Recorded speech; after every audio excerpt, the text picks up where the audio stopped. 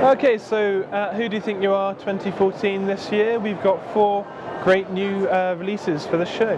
Our first one are the new Tithe Records. Tithe Records are starting in 1836, and we've got records going up to 1936 when the tithes were abolished. So tithings were where you had to give 10% of your produce to clergy, the clergy. And in 1836, the government decided, after putting the public putting pressure on them, to move over to a monetary value system. So this started in 1836, and the Tithe Records recorded not only the landowners but also the tenants as well. So you've got both sides of society, from tenant farmers all the way up to the landowners, included in these records. So it's a great resource to use. It's also great because it's pre-census. 1836 means that you can jump in that extra bit earlier in the research. Tithe Records are great because they tell you a lot of information. Obviously you're going to get the name and the address where the person's residing, whether they're a tenant or owning that place. And you're also going to get extra details if they own land. You're going to find out how much land they owned, how much tithes they were paying, and also the state of the land, how the land was used, whether it was for arable or for pasture, for example. And the best thing, of course, about Tithe Records is they come with the tithe maps. Tithe maps give great detail, showing you the area that that person was living in. Each parish had its own map, and you can zoom right in and see the detail of each particular plot owned by each person.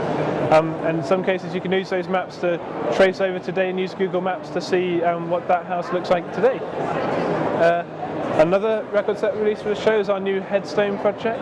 It's an international project. We're calling for volunteers worldwide to sign up at ukindexer.co.uk/headstone. People can earn credits to earn towards subscriptions with ourselves at TheGenealogist, or earn for products, things like scanners and software, through S&N. So all we need is for volunteers to go out and photograph their gravestones, and they can transcribe them if they wish to earn their credits.